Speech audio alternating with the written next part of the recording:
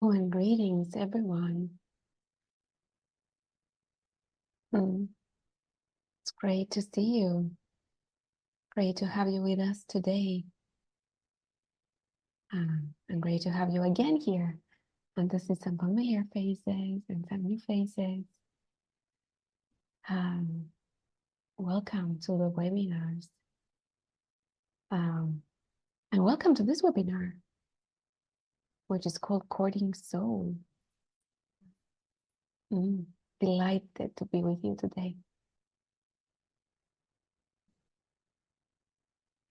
Welcome, welcome. What a pleasure to see your faces appear. Yeah, really looking forward to diving into what feels to me like among the most vital themes of being human. So welcome.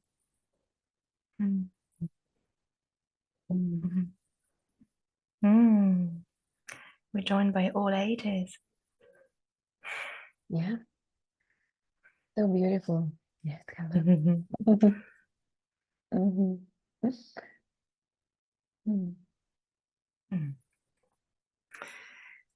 Well, in a short while, we will dive into the meat of this session and a tiny bit of introduction. And before that, for the ones of you who haven't joined us before, we have a little ritual. We like to light a candle together and dedicate the session to come to something or someone greater, bigger, more spacious than us here. As a way of perhaps offering the gifts of this work to that one and perhaps invoking the presence of that one with us. So if you're ready to do that, you could turn to a candle next to you. If you don't have a candle, you may just perhaps close your eyes and see the candles in your heart. That works as well. Let's just close our eyes for a minute. If you're ready for that.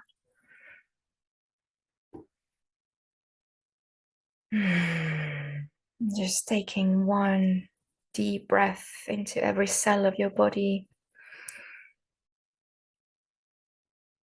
And a deep out breath. And another one on which, with the out breath, we just let go of everything we have lived so far today. Anything we might just need to pause in order to fully be present here.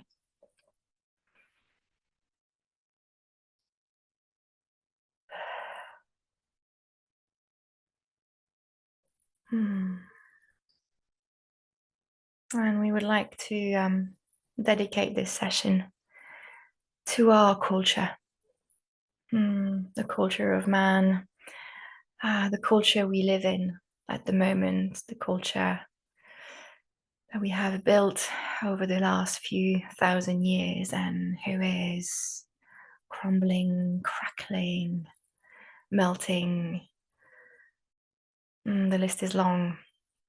But perhaps, dedicating this work, this session to our beloved, dare I say, dying culture that so needs us or individuals to transform and hear, listen and hear the call to soul.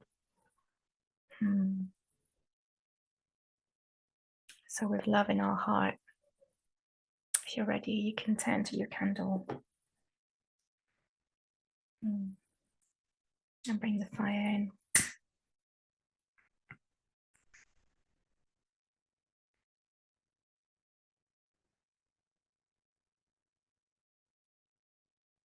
And welcome.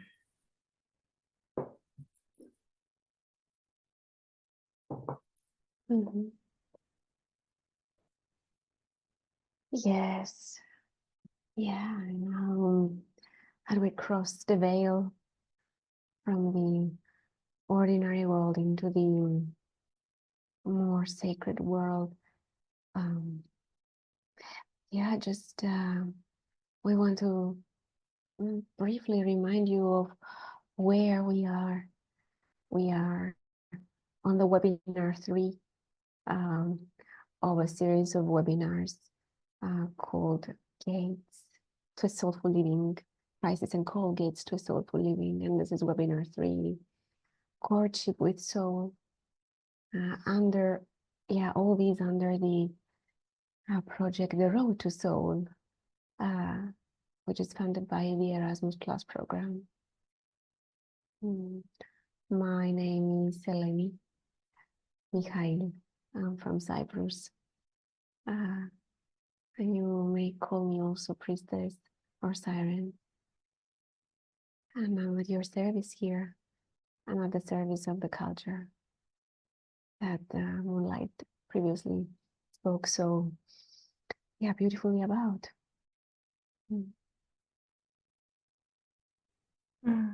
And for those who don't know me, my name is Lucy Klein. I'm tuning in from France here, and I'm a soul initiation guide. And as one who lives in constant conversation with soul, call and response, I have come to be known as Moonlight Pearl. So you may call me that as well.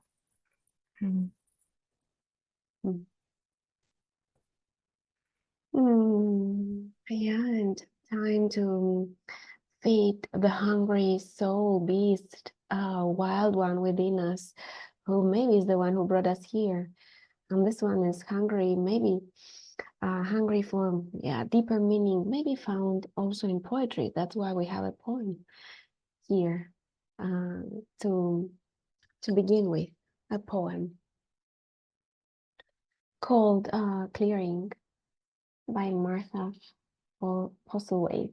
And it might be that you know this poem already and still be open to what this poem has to shift in you and stir in you this moment. It goes like this.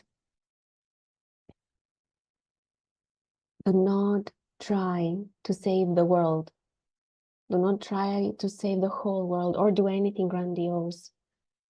Instead, create a clearing in the dense forest of your life and wait there patiently until the song that is your life falls into your own cupped hands and you recognize it and greet it.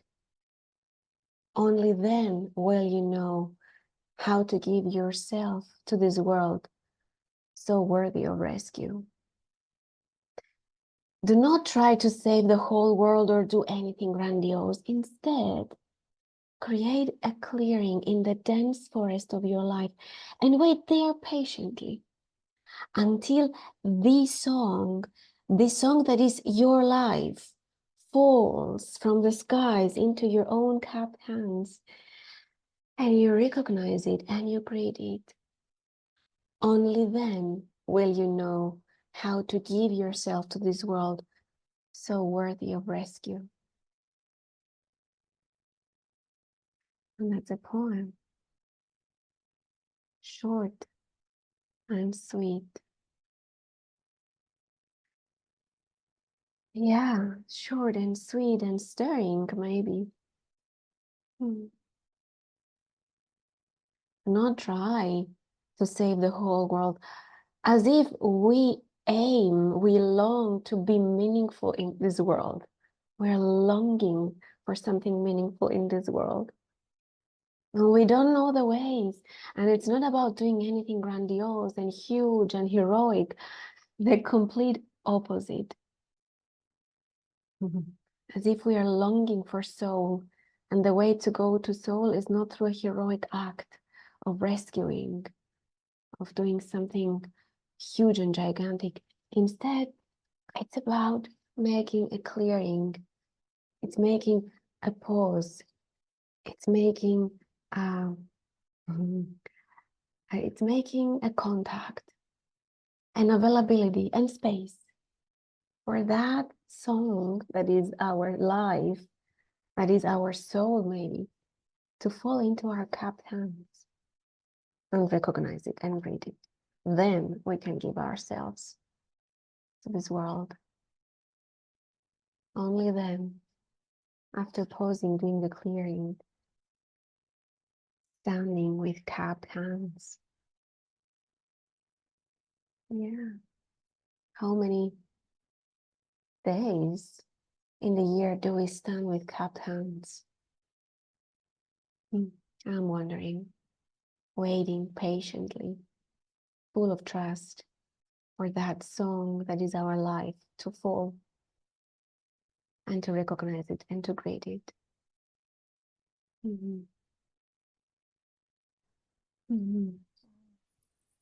Yeah, that song that is our life. And perhaps at this point, it might be of service to just remind us that the word soul is used in many different contexts, and in the way we are dancing with here is the one in the context of Bill Plotkin's work of soul centrism. And what in this context we mean by soul, we mean an ecological place of belonging, meaning I'm not talking of geography, but I'm talking about the ecology of all beings, imagining that all beings on this earth being connected through a web of life, and each single being having a specific role to play, a specific way of doing or of being, rather. And by soul, we mean that unique reason of being, that unique raison d'être. That which makes me different from you and you different from me.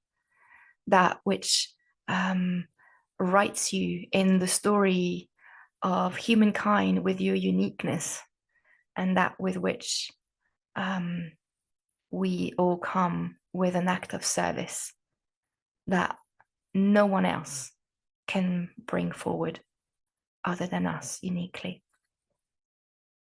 And it could be really tempting when we talk about the soul's calling.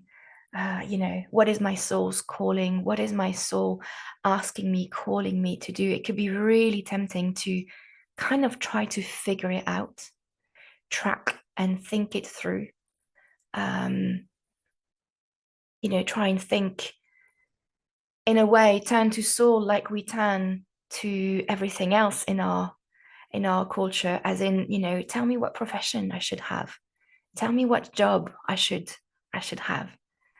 But it's really important to remember that soul doesn't speak in the vocabulary of our man-made culture. Soul speaks in the vocabulary of ecology, of images. So soul will not tell us, you are a butcher, you were born to be a butcher.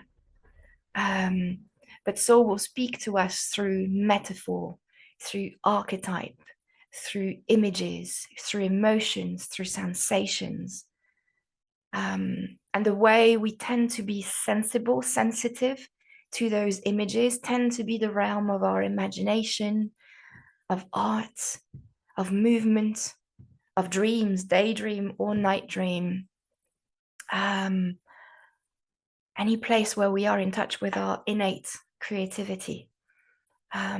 That's where we are available to the language of soul, and soul will always speak as riddles. Will be given those mysterious images and invitations to be with, that it might take a lifetime to, well, not figure out, but be with and embody. So it's really important to make a paradigm shift until the end, not just do soul work, still within the paradigm of finding our function in this society. This work is really supported by being in touch with wild nature, the wild land. And there's so many reasons for that, but one that I'd like to name here is that out on the land, oak tree has one specific offering, which salmon has another one. And it would never occur to oak tree to try and be a salmon. And usually through spending time with those beings, it helps us reroute and re-anchor in the trust that, yeah, we are all unique beings with a unique calling. And it's not about trying to save the world or trying to be something else. It is indeed about cupping our hands and waiting for the remembrance of why we came.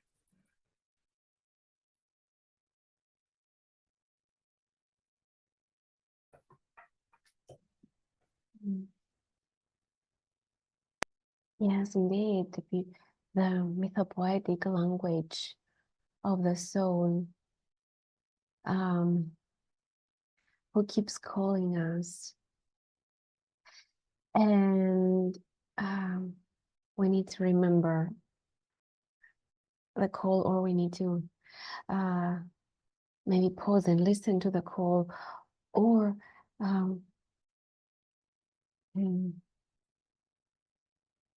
the call is always there.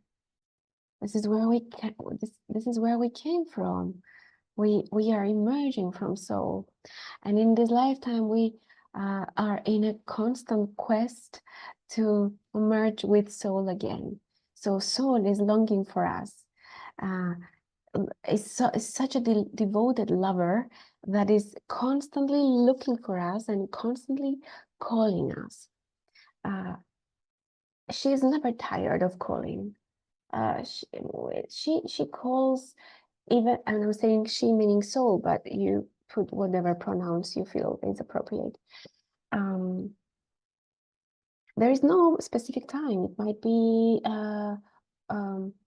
at 8 in the morning, it might be at 3 a.m., it might be at 10 p.m. She finds a way always to come. She's not waiting until we are 20 or 30 or whatever.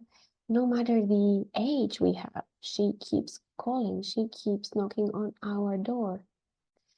And that's when we come in, our everyday self, who experiences the longing through perhaps the emotions, the despair of life, the need of something more, the longing for something bigger, more purposeful, more meaningful, more this is my place now. I feel that, I long for that. So our everyday self, who experiences the lack of the soul, is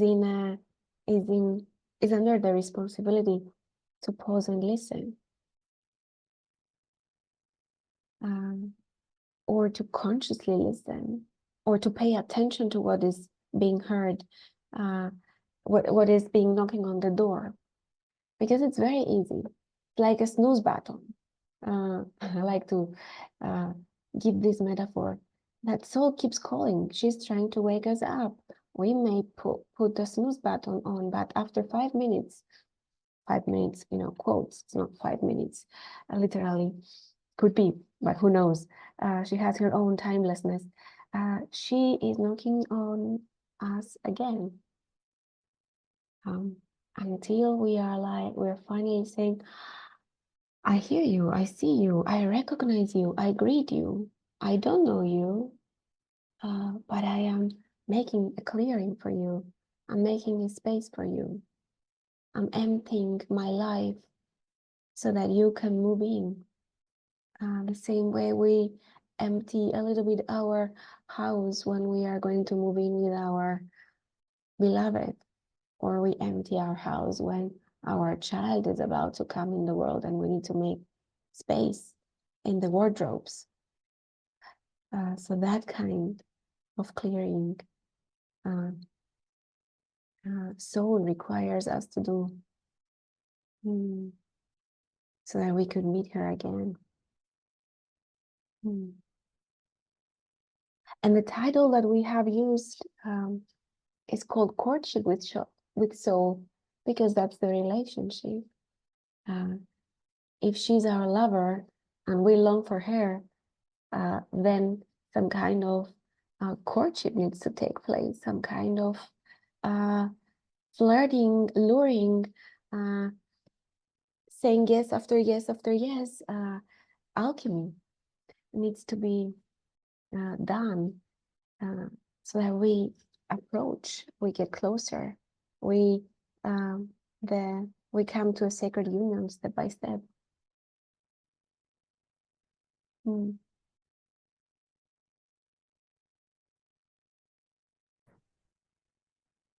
Perhaps it's worth just spending a little bit of time with this sacred union and with this yes, saying yes after yes after yes after yes. What happens when we hear the call? And why does it matter, actually? Why is it important? There's something that happens when we say yes to the various calls of soul. There are various calls. Some calls of soul are here to prepare us for the ultimate marriage. Soul needs us to shed some skins, to morph our ego, she needs us to do some self-healing, some wholeness building. It's like she's preparing the house in which the married couple will live in later. There's a lot of molding and shape-shifting that needs to happen.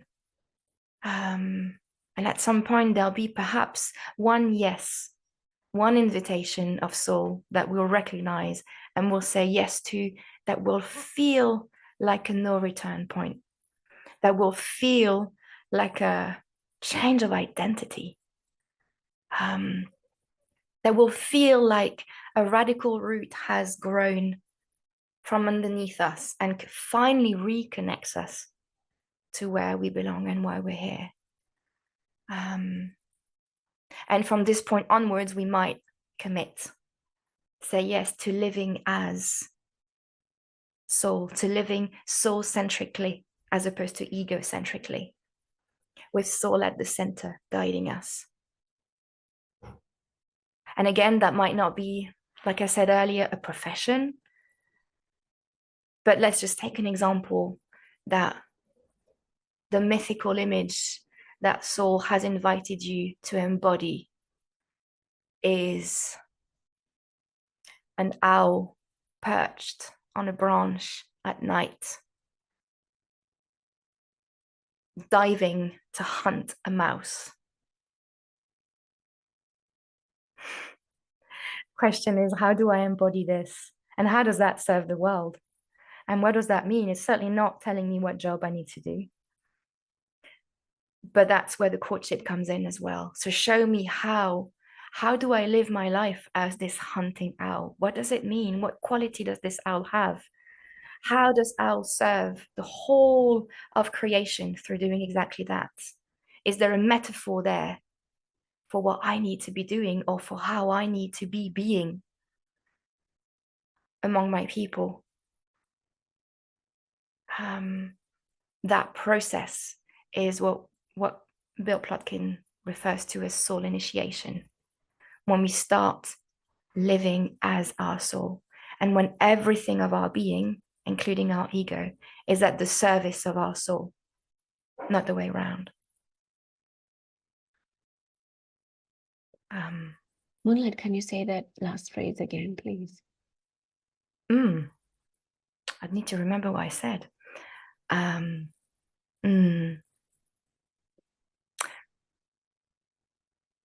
Yeah, that's that single moment of commitment is the one when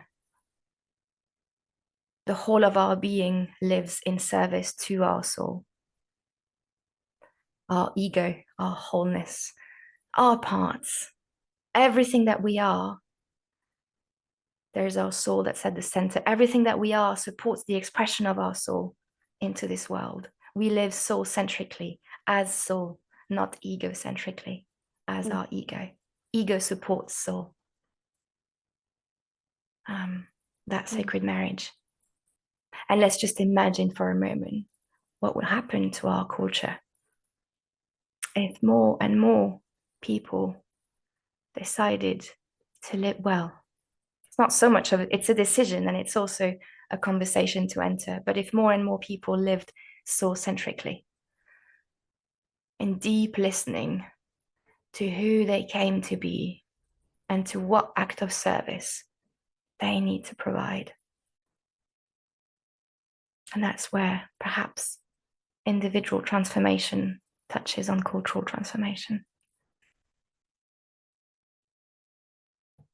I'm wondering if you sense the promise of relief that this has.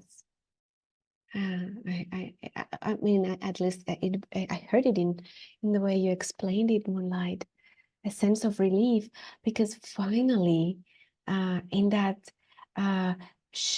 short moment, that last few seconds and an eternity, when soul makes herself visible through this image or mythic or emotion or poetry, that moment there is a relief, because finally we know our ultimate place of belonging. That to this soul, and through that I'm serving the world. So there is a sense of relief, of being connected again, and of finally coming home to who we are, and home to where we were born to be. And that's not easy, and that there is no road.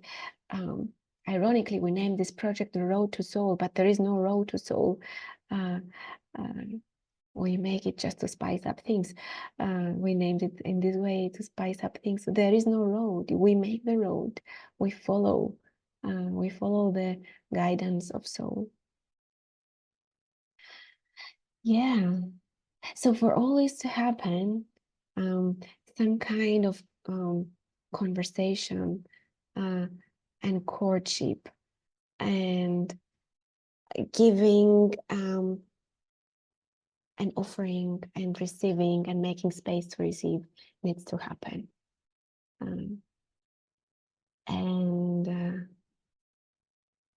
Yeah, maybe just a final, drop here, which I find, maybe 2 drops. Wait, well, they are not maybe so connected, but they are important, and I will say both of them.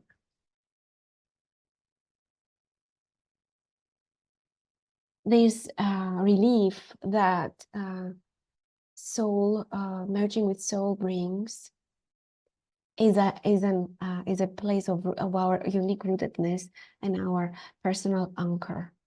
That's where we are anchored most precisely. And that anchor is so much needed, not only for being in service, not only for making it through life, but for being resilient with the adversities of life. That's our returning point. That's when everything falls apart, that's who I am. That's who I am. When nothing else sustains you, just like Araya Mountain Dreamer said the other day in the poem, tell me what sustains you from inside when everything else falls apart. Well, that's what feeds us. Soul is the one that feeds us. And if we have not made any space to tell soul, I hear you knocking on my door for decades, Bill Plotkin says that soul will make it push through the line and make it to our deathbed. and still have a goodbye kiss there. She will come to our dying, carnal dying moments, our biological death, to reveal a glimpse, maybe, of her, another calling in the last moment. Although maybe not a lot of time to pick up that calling, but still we are offered that, as if soul tells us, well, you have been important, I'm not letting you go. Maybe this last kiss will be a last breath, a revival breath. I don't know. So yeah, these were the two ideas I connected eventually somehow. Yeah. Yeah, it's never too late to say yes. She doesn't give up on us, basically. But it is a dance of invitations, call and response. And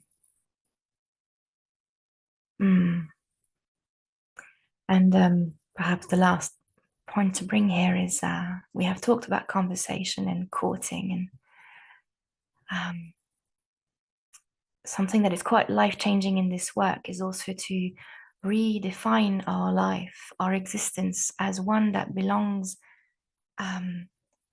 intrinsically to a reciprocity with life, with soul, with earth. I long for soul to come and reveal herself to me, and soul longs for me to express her. I long for the sweet song of the birds in the morning, and the birds long for my ears. So to enter this reciprocity of longing, reciprocity of belonging, and to maintain ourselves in this conversation, which our culture is so great at taking us out of.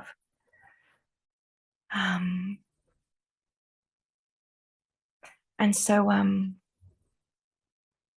in this session, we would love to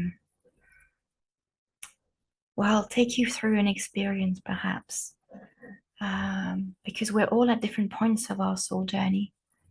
Some of you might have had glimpses. Some of you might have some pieces of the puzzle. Some of you may have nothing. Some of you, well, we all have something, but whether we become conscious of it is a different thing. Some of you might be burning with the longing for soul to come and take over. And so there is a little practice, a beautiful practice, a beautiful experience that we'd like to offer you in this session, as one of the many things that could be done to call soul, so that she calls to us as well.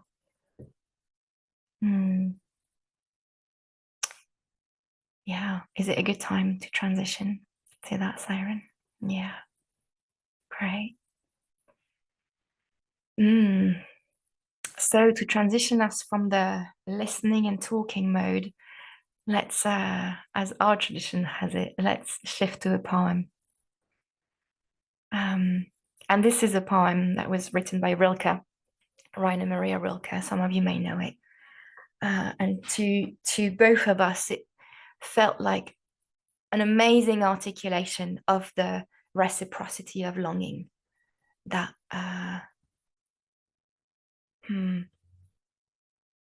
soul through earth, soul as earth has for us.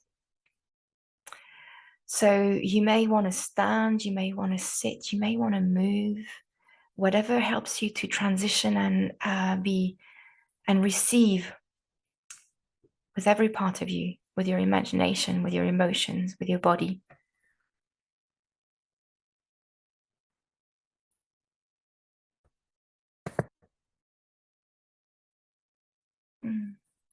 And then maybe some creative license with this poem. That will only be a part of it. So taking a deep breath, and then the poem will find you. Earth, isn't this what you want? To arise in us, invisible? Is it not your dream?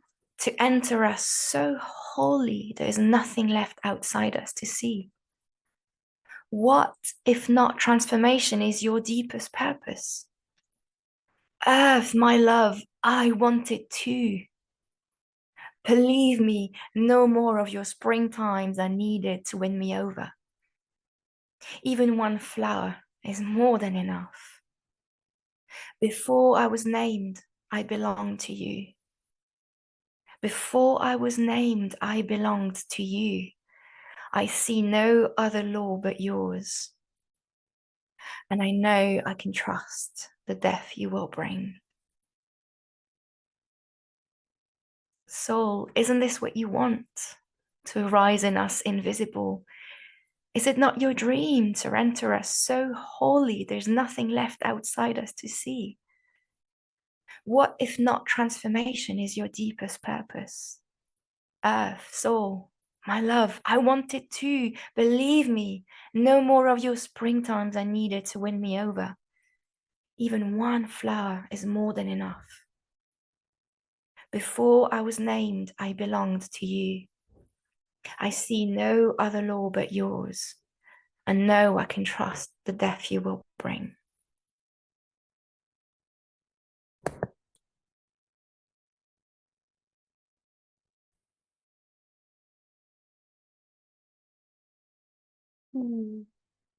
So let this poem echo in your inner landscapes.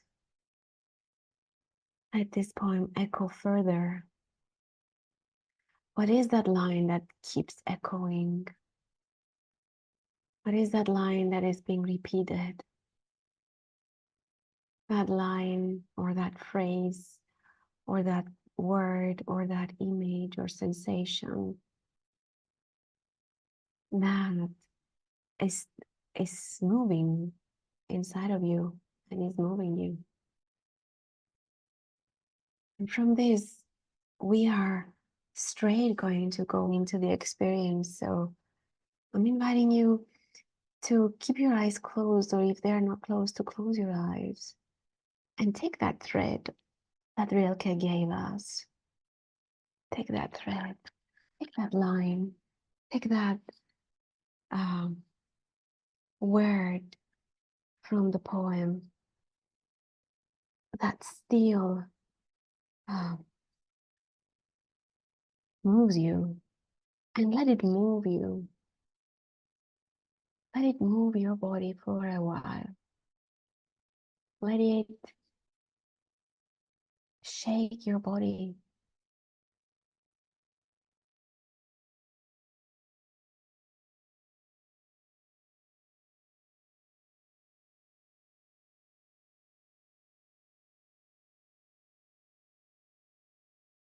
If this line of poetry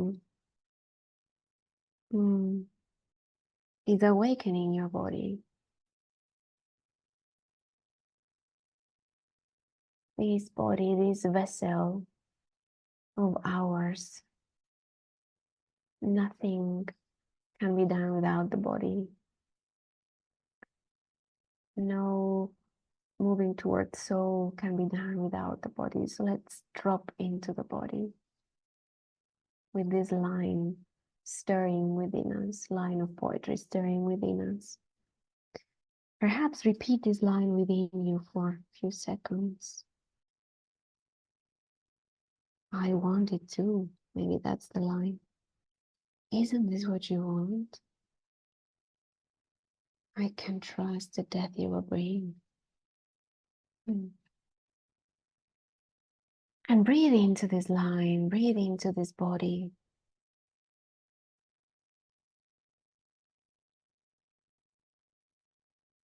Make the breaths long in and out, as if you're making a clearing, as if you're making more space, clearing from CO2, I mean, in our blood, and as if we're making more space in our lungs.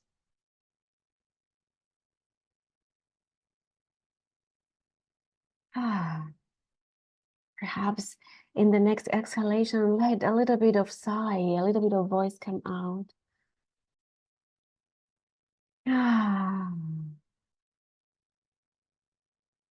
And do it once more, maybe even louder than the next time.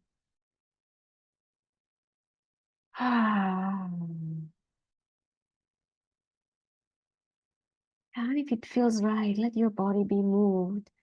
And if it doesn't feel right, just stay tranquil. As you're breathing in and breathing out and making more space and making the clearing and the space there, I'm inviting you to just bring into your memory, into your imagination, soul, your particular soul calling you. Maybe there were moments that you recognize as moments in which soul called you. And bring them into your memory, into your imagination. You may even imagine soul desperately looking for you, following you, stalking you, haunting you, calling you, wanting you, desiring you, longing for you.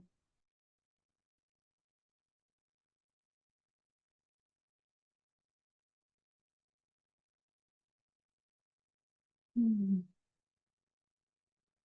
Hmm.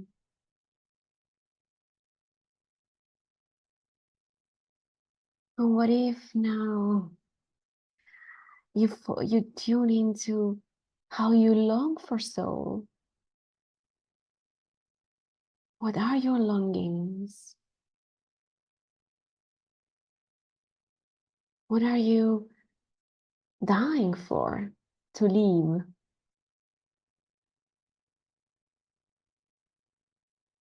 What is burning you every day? What deep desire is burning you every day?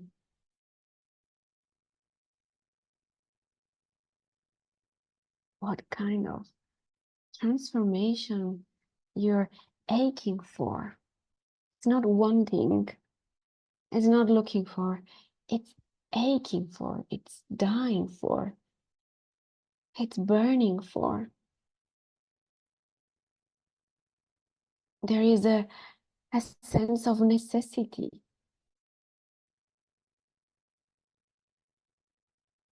There is a sense of depth here.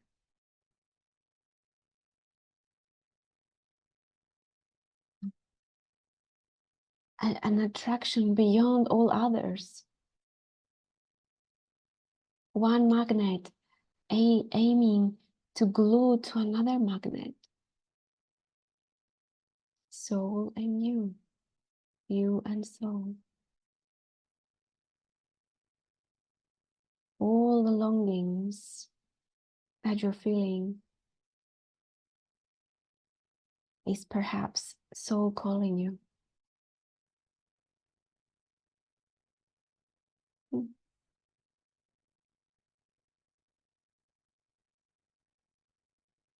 Mm. So I'm inviting you to breathe into this longing. Breathe deeply into this longing, this desire to meet, to merge with soul.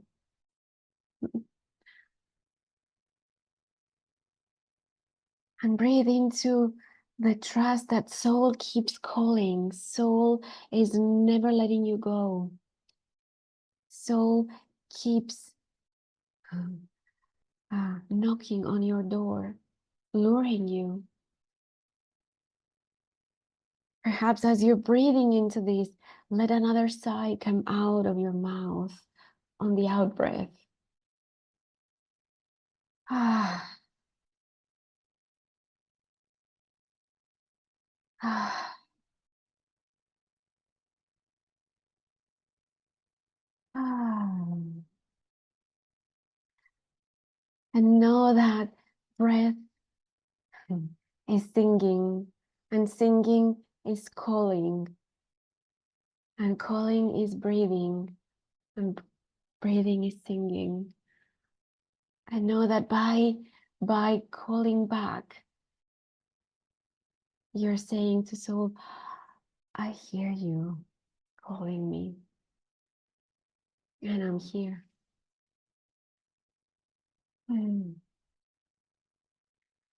But know that soul speaks mostly the language of art. So on the exhalations that you're having, let tunes of music come out. Might be experiential at the beginning, experimental. But on the out breath, let melodies unfold. It doesn't have to be perfect.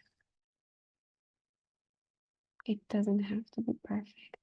As long as it's soul, you calling soul back. In other words, what we're inviting you to do is to sing a song to soul, to call soul, a calling song for the soul, your soul.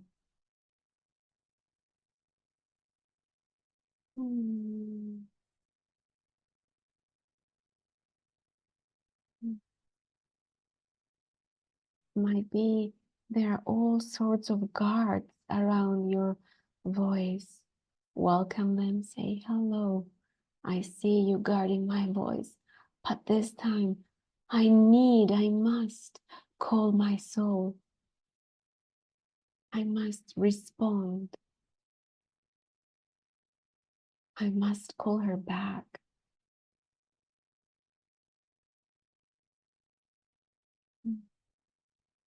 Let the mouth drop, let the lips open, and sing your calling song to your soul.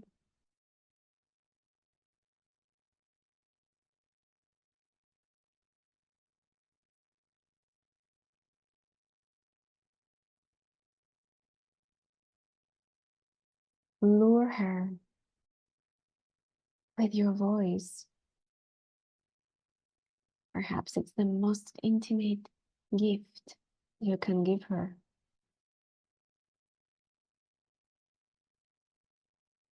Sing, sing her,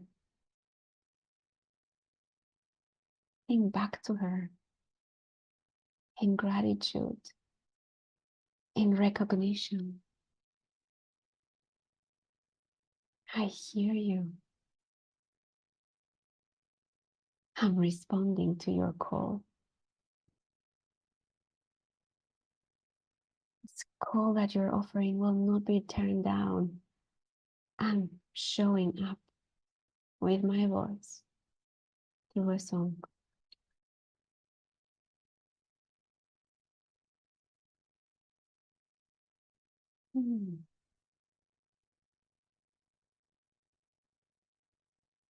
To see if there is any way you can intensify this for just a little while.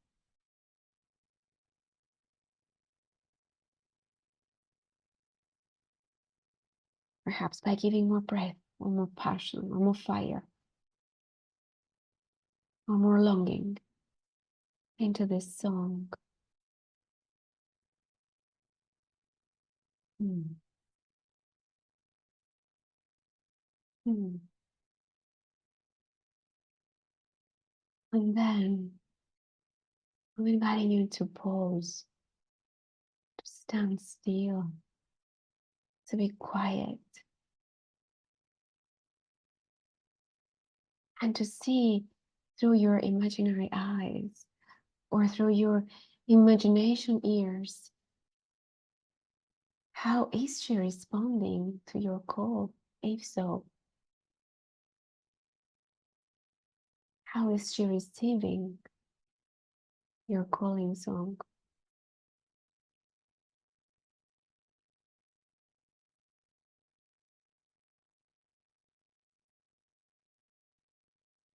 How does she feel?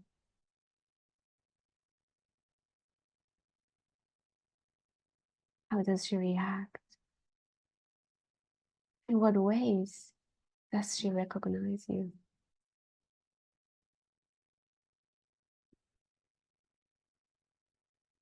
What, if any, does she say? And maybe it's just silence. Maybe it's just a sudden move that you want to make in your body. Maybe it's just allowing all to happen. A way to hear more clearly.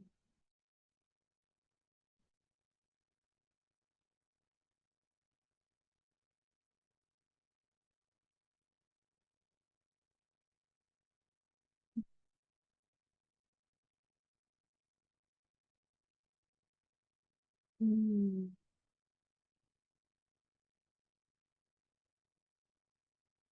Just a few more seconds here, savoring what is happening within you.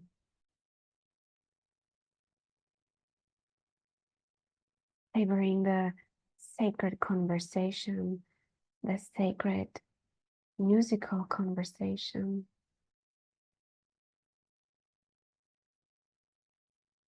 The wildness of this conversation that comes through voice, just like birds do when it's their mating season, just like mammals do when one from the pack is missing.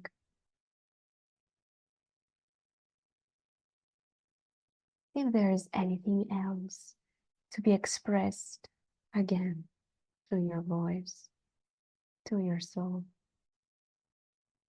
Mm.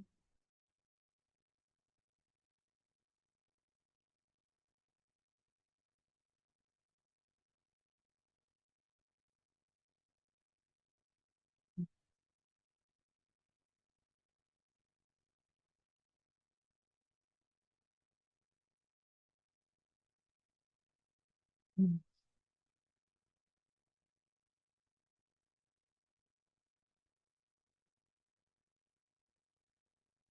Mm.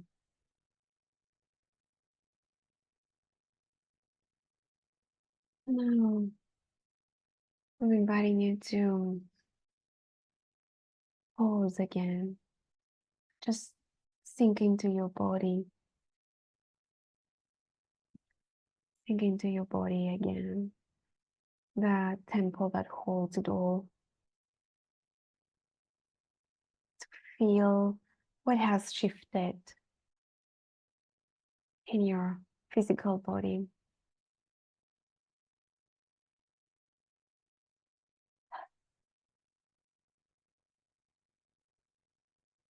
How does it feel to have opened the mouth? Mm.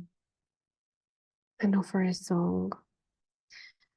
And how does it feel to have this body as an ally as you are on the road to soul?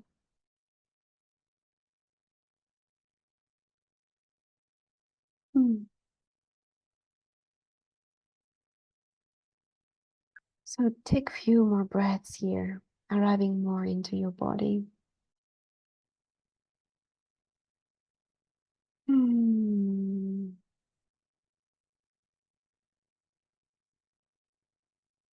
Mm. Yeah, and when is the moment to open your eyes, make it gently, and move towards that pen and that journal that you have next to you. And having had this experience now, we're inviting you to write, to describe it, to put it into a love poem. In other words, a love poem about you courting soul, soul courting you.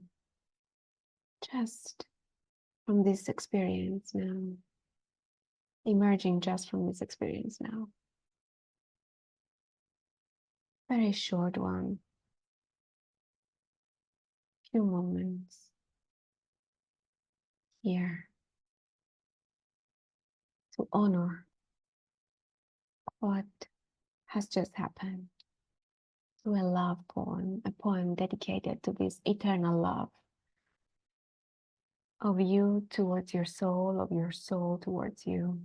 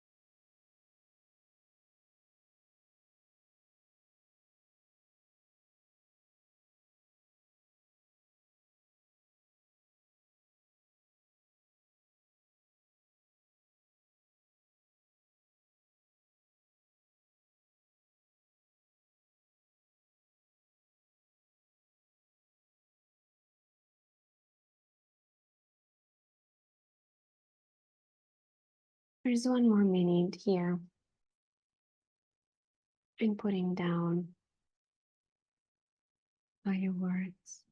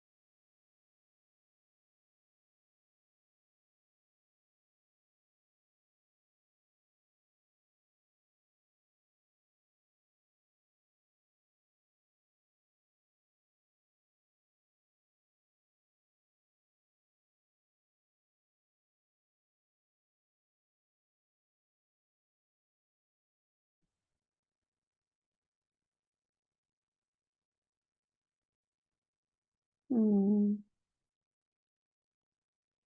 There is an invitation to look at what you wrote and to honor this love. By reading in your own ways this love poem.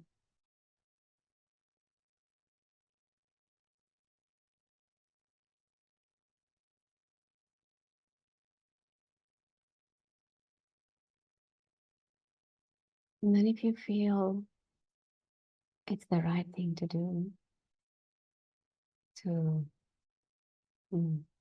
make the love visible to the world, I'm inviting you, we are inviting you, if it feels right, to drop the most powerful 1 or 2 lines here in the chat, to type it. And know that by doing so, you are also giving us permission to read it out loud. If you feel it's the right thing to do, you may drop these lines here in the chat. Most potent ones, the most powerful ones, so that the love is spread and the love is inspiring others and inspiring you maybe too.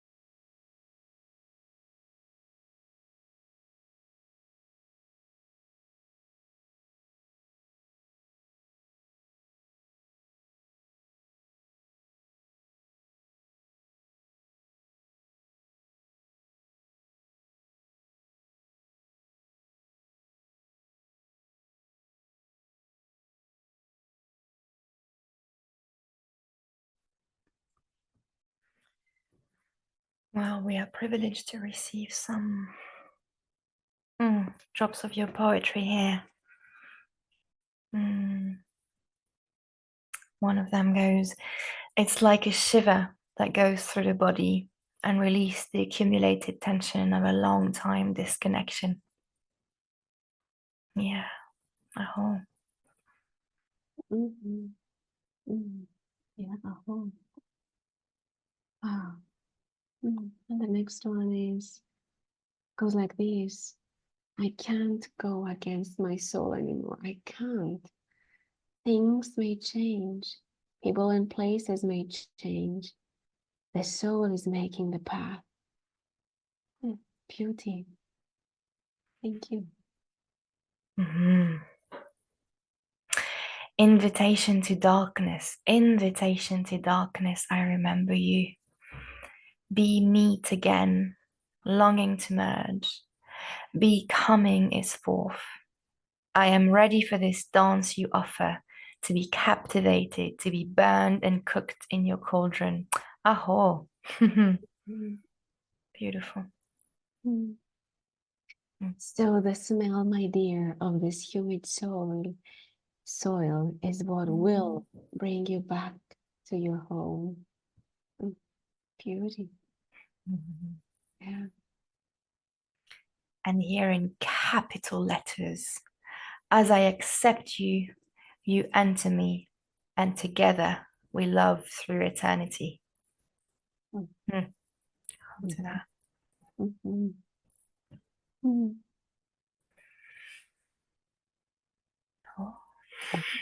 Adam, they just magically they appear to me. Thorns and brambles, fallen branches.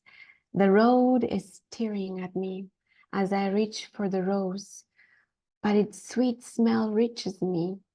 Its petals can fly in the wind to me until I surrender and flow to it like water.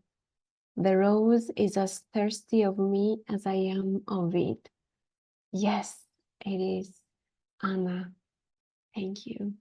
Beautiful. Well,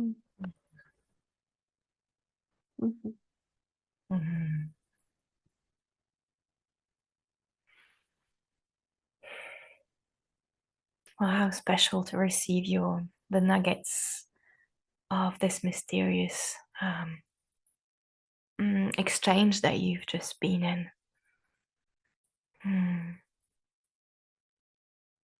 Yeah, thank you for entrusting us with those really pregnant words. And more may come. And some of them may want to remain silent. And some of them may want to be said again out loud.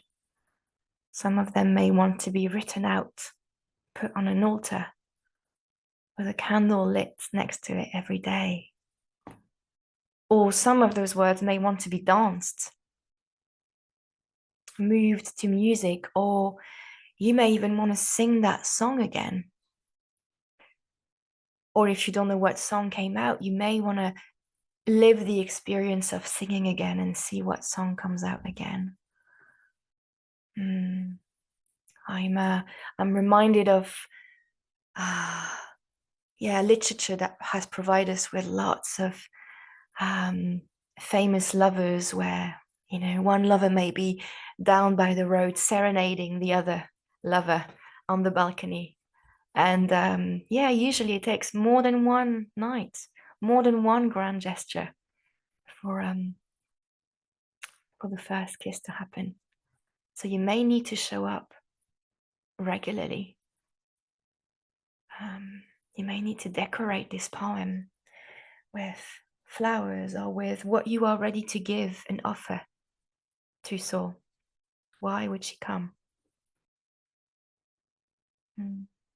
So let that be an element of your courtship with Soul. And also inviting you to be attentive to what comes in the next few days, maybe in tonight's dreams, maybe any crazy idea that might come into your mind today, tomorrow, the next day, that come from nowhere, or a surge of emotion coming through you, or a desire really strong to do something or connect with someone. Yeah, just observe those impulses. They might very well be the voice of Soul or the smell of Soul calling you to her.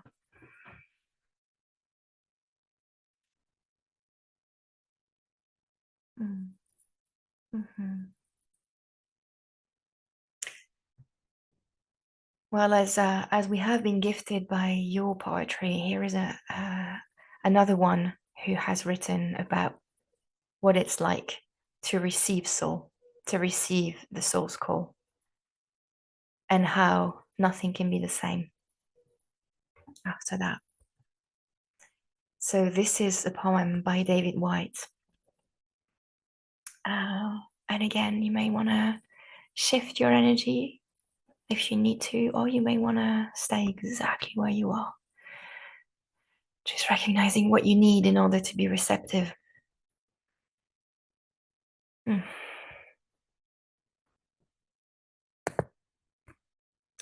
This is called Revelation Must Be Terrible.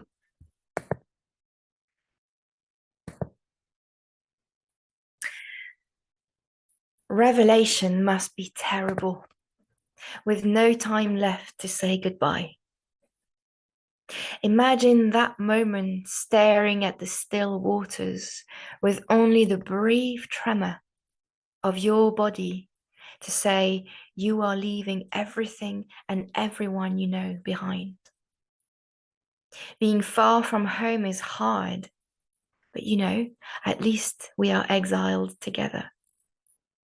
When you open your eyes to the world, you are on your own for the first time.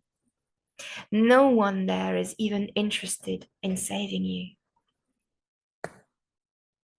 And the world steps in to test the calm fluidity of your body from moment to moment, as if it believed you could join its vibrant dance of fire and calmness and final stillness. As if you were meant to be exactly where you are. As if, like the dark branch of a desert river, you could flow on without a speck of guilt, and everything everywhere would still be just as it should be. As if your place in the world mattered, and the world could neither speak nor hear the fullness of its own bitter and beautiful cry without the deep well of your body resonating in the echo. Knowing that it takes only that one terrible word to make the circle complete. Revelation must be terrible, knowing you can never hide your voice again.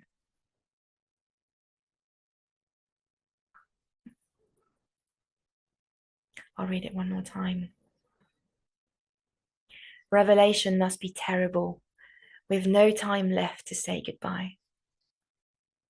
Imagine that moment staring at the still waters with only the brief tremor of your body to say you are leaving everything and everyone you know behind.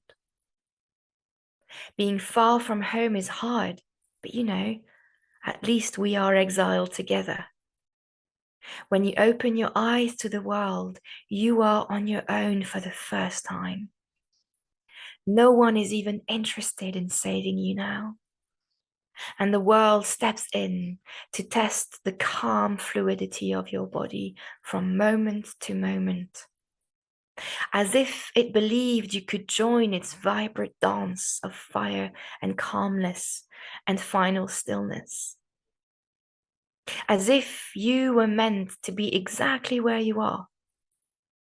As if, like the dark branch of a desert river, you could flow on without a speck of guilt, and everything everywhere would still be just as it should be.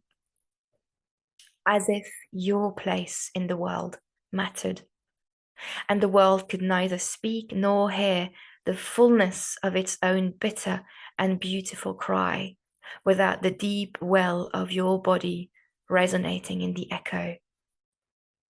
As if your place in the world mattered, and the world could neither speak nor hear the fullness of its own bitter and beautiful cry without the deep well of your body resonating in the echo. Knowing that it takes only that one terrible word to make the circle complete. Revelation must be terrible, knowing you can never hide your voice again.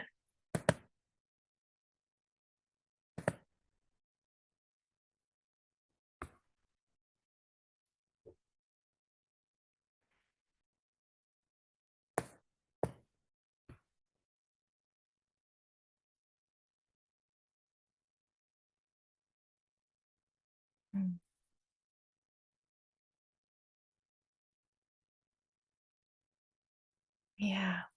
And in many ways, when the soul calls to us, what she sings to us is something we cannot unhear. We cannot unknow. And if we dare to say yes, then indeed it has consequences.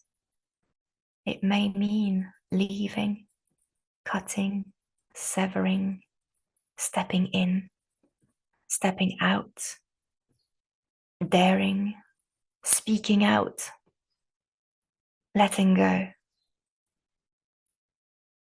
So many of those threshold moments are invitations of our soul.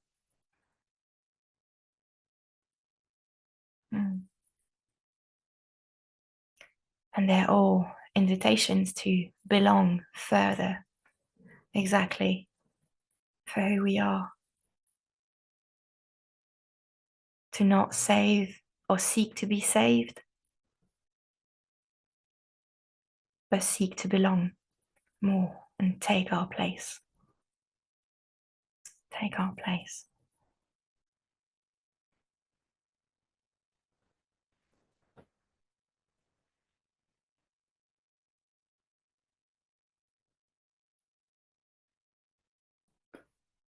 I would like to share that revelation must be terrible when we merge with soul.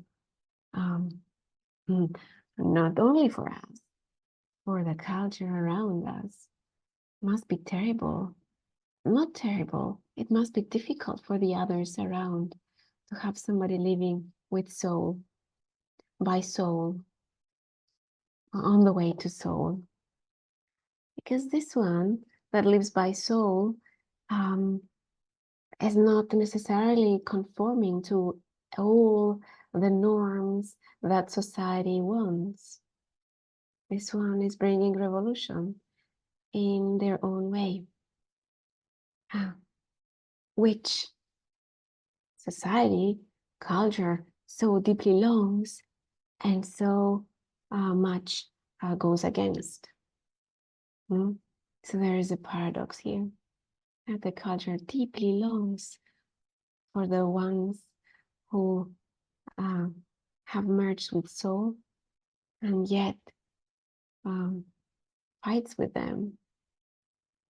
So revelation must be terrible once we are on the road to soul. It's like carrying a medicine which is poison. But it's needed, because sometimes drops of poison are so medicinal. It's like letting something that is half dead to die so that new things will sprout. So that's where we are. That's what soul is calling us to do.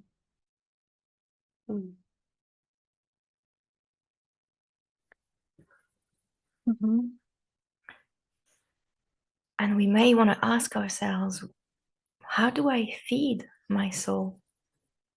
How do I make my home attractive for soul to come? What does my soul need? What do I feed her with? What do I feel attracted to when I feel deeply anchored in my wholeness? What does my soul need me to learn, to practice, to sharpen? Because she will need us as a vehicle. And that's also the courtship.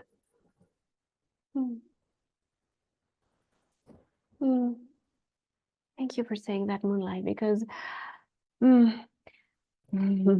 just before tuning in, just before starting the webinars, Moonlight and I, we were discussing about the speed of life, the speed of culture, and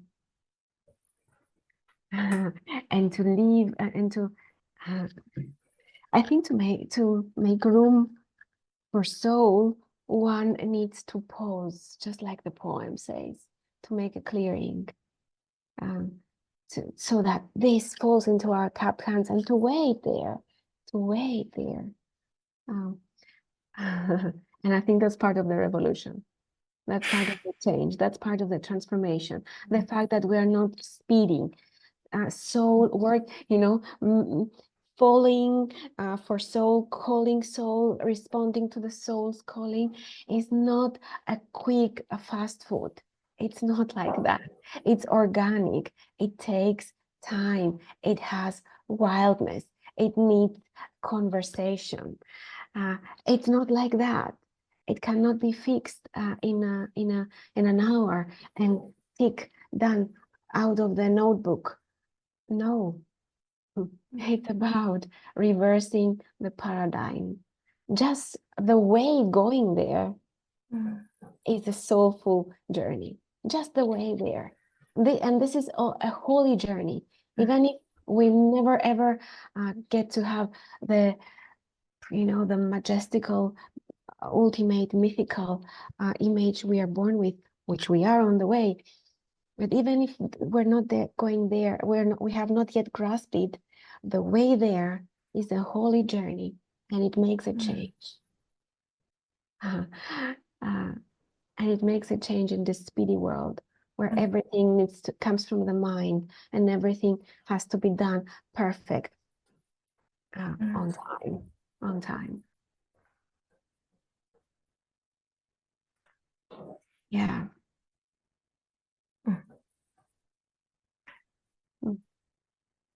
Yeah.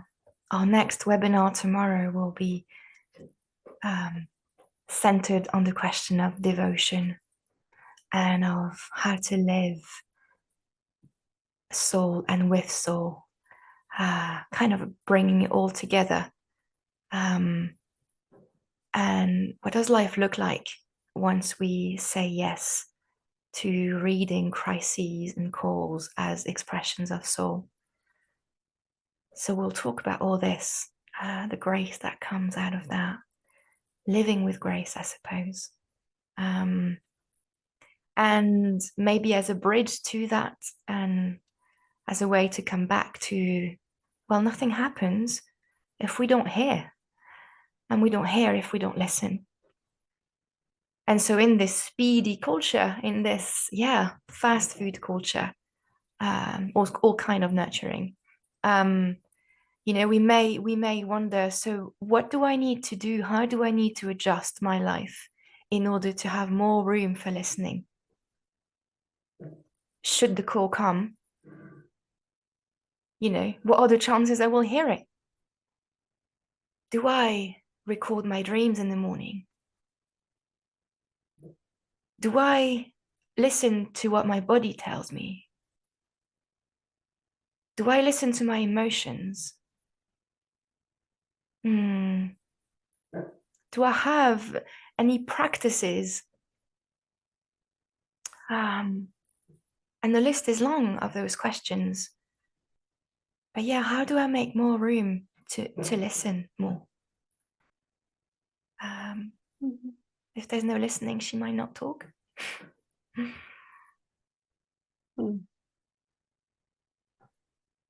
Yeah. How do I call her back? Yeah. Yeah, what songs, what luring enchantments do I need to give to her? Yeah, the more intimate, the more intimate the offering, the more closer we lure her to come. That's why the voice, because it's very intimate. Just wondering, how many love songs have you sung to your beloved one? Not the child, not the baby. Beautiful also to the baby, but to the beloved, to your beloved. It doesn't come easy, do that to your soul. If it's the singing that doesn't come easy, do that for your soul. The more intimate, the more vulnerable, the more cracks she will find to reach you closer.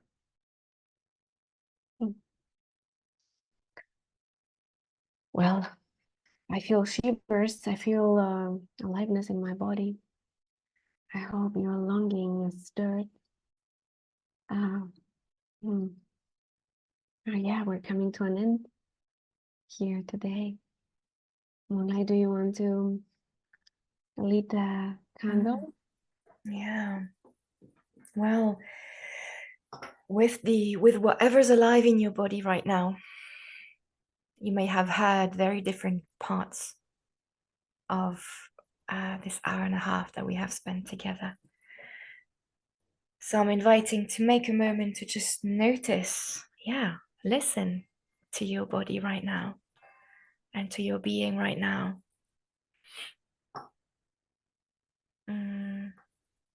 Noticing how you are, what invitation you are alive with, what perhaps disturbance you might be with, what burning desire you have, really want this call to end so that you can. Yeah, just noticing all that and finding a way to say yes to that. Yes, and more, please.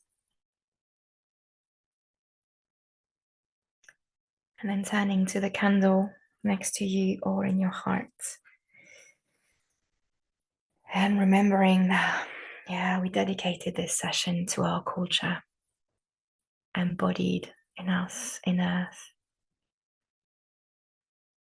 So sending gratitude for what has come through. And maybe blowing faith and trust that we are indeed on a path that will touch our culture in exactly the way it needs to. And when you're ready, let's close by blowing this candle.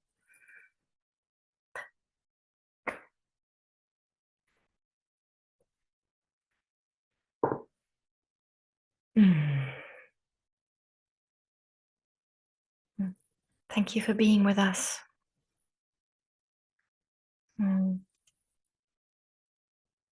Yes. Much gratitude. Blessings to all of you. See you tomorrow.